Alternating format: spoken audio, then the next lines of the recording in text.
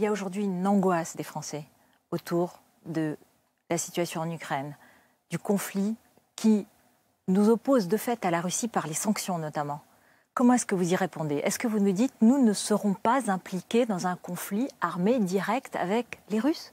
D'abord, la situation est inquiétante et nos compatriotes qui suivent l'actualité ont raison de s'inquiéter.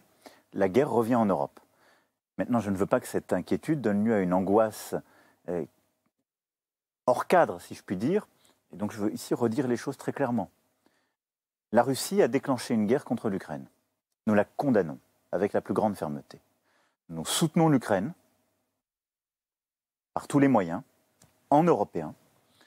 Nous condamnons la Russie par les sanctions économiques que nous avons prises, nous, Européens, mais avec l'ensemble des alliés, et donc aussi les Britanniques, les Canadiens, les Américains, les Japonais et plusieurs autres pays du monde.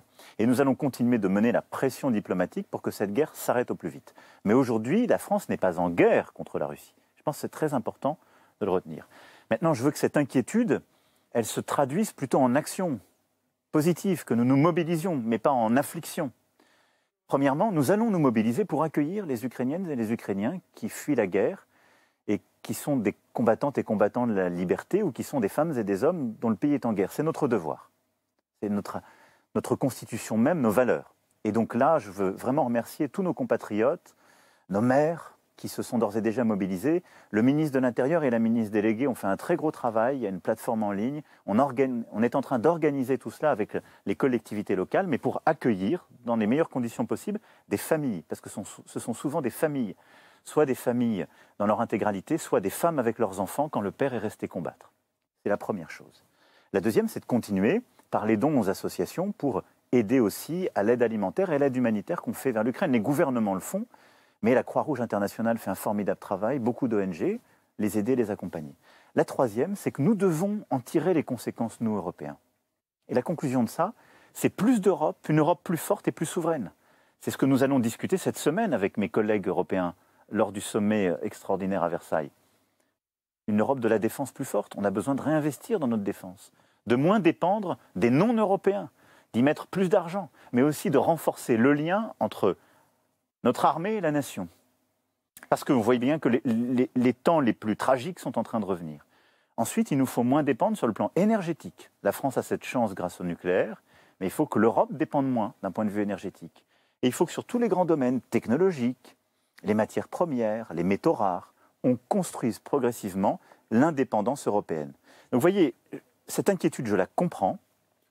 Je veux simplement dire qu'il faut qu'elle soit raisonnée, raisonnable, et je vous informerai de l'évolution à la fois du conflit et de la position que la France prend avec l'Europe, avec ses alliés.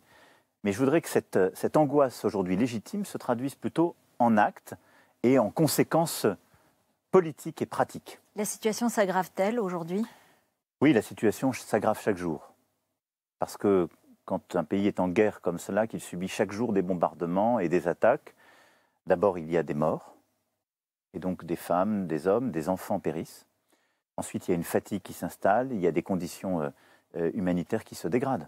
Donc oui, la situation aujourd'hui est encore plus inquiétante que celle d'hier. Nous n'avons pas réussi à obtenir un cessez-le-feu de la Russie.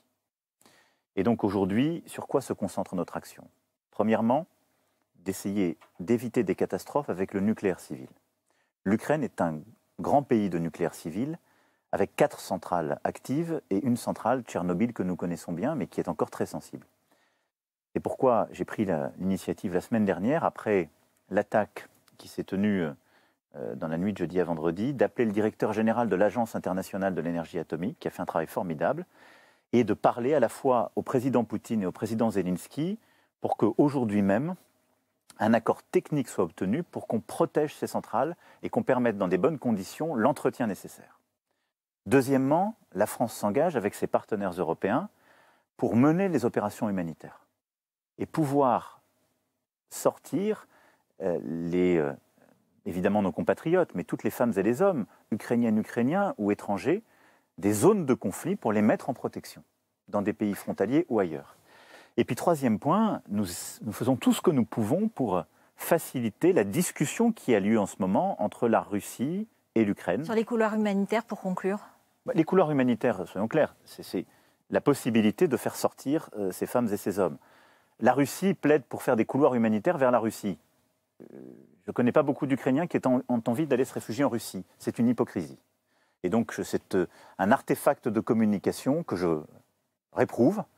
Et les associations qui font un travail formidable, Acted, pour en citer une, la Croix-Rouge internationale et tant d'autres, vous diront que les couloirs humanitaires ne sont pas forcément les solutions qu'elles préfèrent.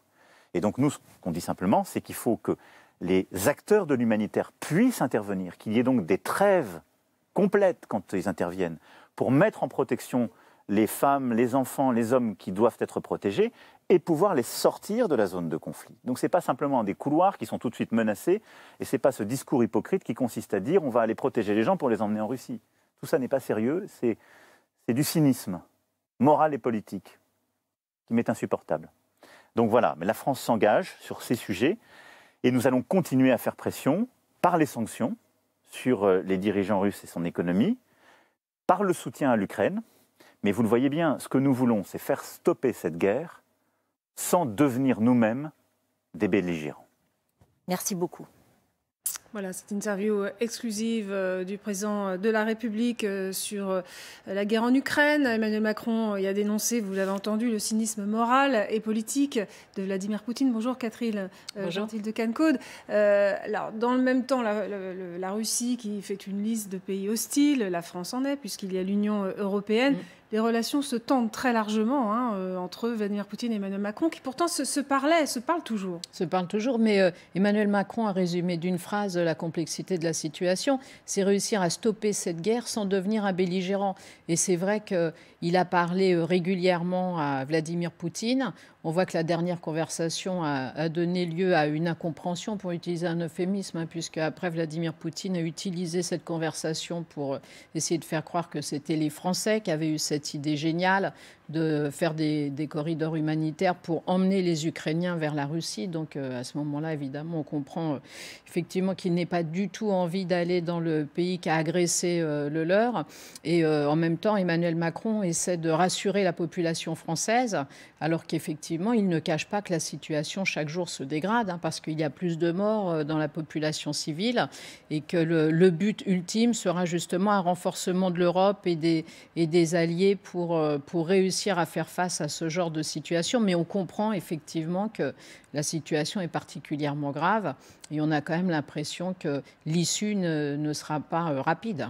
Oui, en effet, la guerre revient en Europe, voilà ce qu'a dit le chef de l'État, une situation qui s'aggrave jour après jour. En même temps, Frédéric Delpech, il a aussi essayé de rassurer un peu les Français en disant, enfin notamment sur la menace nucléaire, il s'est employé à les rassurer. On sait que, par exemple, Jean-Yves Le Drian, hier soir, a refusé aussi de parler de danger nucléaire. Voilà, les Français se posent beaucoup de questions, donc Emmanuel Macron veut aussi répondre à ces craintes.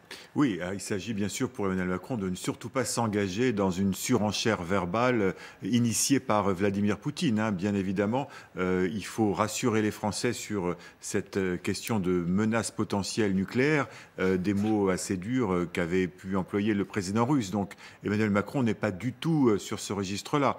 Il essaye à la fois d'informer les Français sur la situation. Il a quand même indiqué qu'elle se dégradait, cette situation, avec des morts, des hommes, des femmes, des enfants qui sont tués, avec des conditions humanitaires qui se dégradent. C'est ce qu'a dit il y a un instant Emmanuel Macron. Mais dans le même temps, il veut aussi ouvrir des perspectives, le chef de l'État. Et c'est d'ailleurs pour ça qu'il y a eu ce petit couplet sur peut-être que cette crise va renforcer le projet de défense européenne qu'il porte depuis des années. Peut-être que cette crise va renforcer une sorte de souveraineté énergétique de la France qui ne dépendrait plus du gaz russe ou du pétrole russe, par exemple. Donc voilà, il ouvre à la fois, il informe sur la situation, et là elle est plutôt dramatique, la situation. Il s'oppose à Vladimir Poutine sur la question des couloirs humanitaires, mais en même temps il ouvre quelques perspectives pour l'avenir, pour que ce message ne soit pas un message totalement sombre et pessimiste. Et là, on peut aussi voir à travers l'intervention d'Emmanuel Macron sur la question ukrainienne, qu'il est aussi dans le même temps dans la position du candidat à l'élection présidentielle, c'est-à-dire celui qui doit aussi ouvrir des chantiers pour l'avenir. Donc c'est tous ces messages qu'il essaye de faire passer dans le même temps, avec un ton plutôt grave, mais pas dramatisant non plus. Oui, alors le président Macron a utilisé des mots qu'il avait déjà évoqués en ce qui concerne son entrée en fonction de président du Conseil de l'Union européenne, l'indépendance, l'autonomie stratégique. Et on voit bien que ce qui n'a pas pu être fait en 20 ans a été fait très très rapidement. On a appris ce matin que l'Autriche, qui dispose d'un statut de neutralité, avait décidé de monter à 1% de son PIB les dépenses militaires. On le sait, l'Allemagne va porter à 2%. On investit 100 milliards d'euros de plus, ou le Danemark, qui jusqu'à présent ne faisait pas partie donc, de ce qu'on appelle la politique européenne de sécurité commune, qui a décidé, elle aussi, de s'y inscrire. Donc ça veut dire qu'il y a une accélération de cette Europe de la défense, contrainte et forcée, si j'ose m'exprimer ainsi. Mais je crois que le président Macron a raison de rappeler aussi que l'indépendance est dans les deux sens. Une indépendance ou une moindre dépendance vis-à-vis de la Russie ou de la Chine, mais aussi vis-à-vis des États-Unis, quand on sait évidemment que la plupart des matériels dont nous disposons sont achetés sur contingent américain. Le président Macron s'est voulu rassurant, s'est voulu ferme, et je crois que sur le nucléaire, il y a deux aspects. Il y a effectivement rassurer les Français sur l'éloignement d'un risque de conflit dans lequel le nucléaire serait impliqué, et puis surtout la difficulté à assurer la sécurité du nucléaire civil en Ukraine, puisque l'on le sait, la centrale de Zaporijia a été attaquée, vraisemblablement, si on en croit Raphaël Grossi, le directeur général de l'Agence internationale de l'énergie atomique, par un missile russe. Et là, évidemment, la préoccupation est grande, surtout pour les Ukrainiens, qui évidemment sont préoccupés sur les autres centrales qui pourraient être ciblées par la Russie. Les mots sont forts, vous l'avez dit, hypocrisie, cynisme politique et moral. Catherine Gentil, est-ce que Vladimir Poutine va encore prendre Emmanuel Macron au téléphone? Parce que c'est un des seuls médiateurs pour l'instant, enfin avec les Israéliens également, les Chinois qui proposent une médiation. Mais est-ce que le président français va continuer à être l'interlocuteur de Poutine?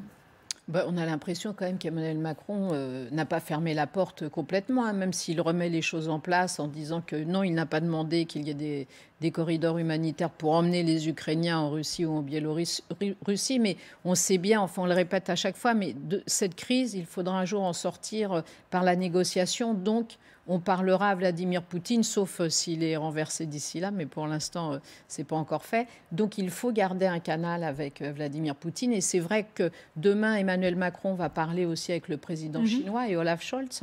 Ce sera une conversation à trois, d'après ce que j'ai compris. Et c'est vrai que là, peut-être que la puissance chinoise pourrait être une aide, parce qu'effectivement, ils ont quand même, les Chinois, une relation particulière avec les Russes. Donc, ils peuvent, s'ils veulent, et s'ils sont effectivement sincères, parce que là, maintenant, les cartes sont en train de s'abattre. On voit ceux qui sont sincères, ceux qui mentent, ceux qui veulent vraiment aboutir ou pas. Et là, on verra si effectivement les Chinois sont prêts à entrer dans le jeu pour trouver une solution négociée à cette crise, en faisant quand même, en s'appuyant sur les Russes, parce que plusieurs fois au Conseil de sécurité ou à l'ONU, ils n'ont pas voté pour soutenir la Russie, ils se sont abstenus. Donc on voit qu'ils ont quand même voulu garder une distance vis-à-vis de la Russie pour ne pas apparaître comme étant complètement dans le camp de Vladimir Poutine. Donc là, on comprend qu'il faut que toutes les bonnes volontés, si tant est qu'elles existent sincèrement, s'unissent pour essayer de sortir de ce cauchemar qui se déroule en Europe. Le salut peut venir des Chinois? Il peut venir des Chinois, il peut aussi venir des Indiens. Pourquoi l'Inde? Parce que l'Inde est membre du Conseil de sécurité. Elle s'était abstenue lors du vote au Conseil de sécurité. Elle s'est abstenue lors du vote de l'Assemblée générale. Narendra Modi, le Premier ministre indien, s'est entretenu avec le président Joe Biden. Il confirme que l'Inde est dans une situation un petit peu singulière. Ses principaux approvisionnements d'armes viennent de Russie. Mais également, elle fait partie d'une nouvelle alliance qui s'appelle le Quad, le dialogue quadrilatéral, qui réunit les États-Unis, le Japon, l'Australie et l'Inde dans une volonté de containment de la Chine. Donc évidemment, si le président Xi Jinping s'entretient avec le président Macron, il faut aussi avoir à l'esprit que le Premier ministre indien s'entretient avec Joe Biden, et que cette pression orientale peut sans doute être singulièrement beaucoup plus prégnante que la seule dimension diplomatique portée par le président français, même s'il est président du Conseil de l'Union européenne. Alors nous allons réécouter tout de suite un extrait de cette interview exclusive du président sur l'Ukraine par Hôtel Kriev. Il y a aujourd'hui une angoisse des Français autour de la situation en Ukraine, du conflit qui nous oppose de fait à la Russie par les sanctions notamment. Comment est-ce que vous y répondez? Est-ce que vous nous dites, nous ne serons pas impliqués dans un conflit armé direct avec les Russes? D'abord, la situation est inquiétante et nos compatriotes qui suivent l'actualité ont raison de s'inquiéter. La guerre revient en Europe. Maintenant, je ne veux pas que cette inquiétude donne lieu à une angoisse hors cadre, si je puis dire. Et donc, je veux ici redire les choses très clairement. La Russie a déclenché une guerre contre l'Ukraine. Nous la condamnons avec la plus grande fermeté. Nous soutenons l'Ukraine par tous les moyens, en européen. Nous condamnons la Russie par les sanctions économiques que nous avons prises, nous, Européens, mais avec l'ensemble des alliés, et donc aussi les Britanniques, les Canadiens, les Américains, les Japonais et plusieurs autres pays du monde.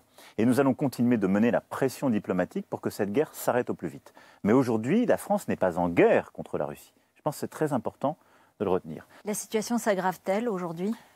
Oui, la situation s'aggrave chaque jour. Parce que quand un pays est en guerre comme cela, qu'il subit chaque jour des bombardements et des attaques, d'abord il y a des morts, et donc des femmes, des hommes, des enfants périssent. Ensuite, il y a une fatigue qui s'installe, il y a des conditions humanitaires qui se dégradent. Donc oui, la situation aujourd'hui est encore plus inquiétante que celle d'hier. Donc voilà, mais la France s'engage sur ces sujets, et nous allons continuer à faire pression par les sanctions sur les dirigeants russes et son économie, par le soutien à l'Ukraine. Mais vous le voyez bien, ce que nous voulons, c'est faire stopper cette guerre sans devenir nous-mêmes des belligérants. Voilà, la France n'est pas en guerre, hein. C'est la Russie qui a lancé une guerre sur l'Ukraine. Voilà ce qu'a dit le chef de l'État Harout El-Krief. La France qui soutient l'Ukraine. On voit bien que les relations se tendent néanmoins entre les deux pays, puisque l'Union européenne et donc la France font désormais partie d'une liste de pays hostiles publiée par la Russie. Et d'ailleurs, Emmanuel Dupuis, ces pays vont être remboursés de leurs dettes auprès de souscripteurs russes en roubles. Ça, c'est la contrepartie des sanctions économiques. On peut le lire comme ça. C'est pas une bonne nouvelle, vu que le rouble a totalement dégringolé et a perdu quasiment la moitié de sa valeur. Mais évidemment, c'est symbolique. La directrice de la Banque centrale, Elvira Nabiullina, l'avait évoqué en disant qu'à un moment ou à un autre, la Russie répondrait à cette guerre économique. C'est le ministre français qui a évoqué il y a quelque temps cette notion était mise en place. Je crois évidemment que le conflit n'est pas seulement militaire, il est diplomatique et il est économique et il n'implique pas seulement que l'Union européenne, c'est bien l'Union européenne qui est dans la liste noire. Il n'y a pas la mention de tous les pays de l'Union européenne parce qu'il y a des différences d'approche selon les rapprochements qu'il y a pu y avoir par le passé avec Moscou. Mais je crois effectivement que le président Poutine a raison dans sa logique de vouloir opposer l'Ouest, qui reste uni, contre un certain nombre de pays orientaux, qui restent un petit peu plus mesurés dans leurs critiques. Ils n'ont pas validé l'opération, mais ils se sont abstenus. Et on sait qu'en langage diplomatique, s'abstenir, c'est d'une certaine façon donner raison à l'agresseur. Valérie Nataf nous a rejoint sur ce plateau. Le chef de l'État qui a durci le ton contre Vladimir Poutine, on l'a tous noté. Il parle d'hypocrisie, des couloirs humanitaires. Il parle également de cynisme politique et moral. Et pourtant, jusqu'à présent, Emmanuel Macron avait, semble-t-il, alors peut-être pas l'oreille absolue, mais un peu d'écoute de la part de Vladimir Poutine. Vous vous rappelez, il y a quelques jours maintenant, c'est l'Élysée qui avait parlé, et non pas le président de la République, on avait eu des mots de l'Élysée parlant du délire paranoïaque de Vladimir Poutine. On voit que la répartition des rôles entre les entourages et le président de la République, cette distance s'amenuise et Emmanuel Macron, en bute à ce qu'il considère comme une logique, on va dire, jusqu'au boutiste de Vladimir Poutine, décide lui aussi de hausser le ton, notamment en raison de ces couloirs humanitaires que la Russie, comme l'expliquait Catherine tout à l'heure, disait être à l'origine de la... Enfin, c'était une idée française de renvoyer les réfugiés ukrainiens, excusez-moi, vers la Russie et la Biélorussie. Donc, il y a, c'est vrai, une nouvelle tension dans les propos d'Emmanuel Macron, en miroir, si j'ose dire, de l'intransigeance et du jusqu'au boutisme poutinien. Il n'a pas demandé, le chef de l'État, en effet,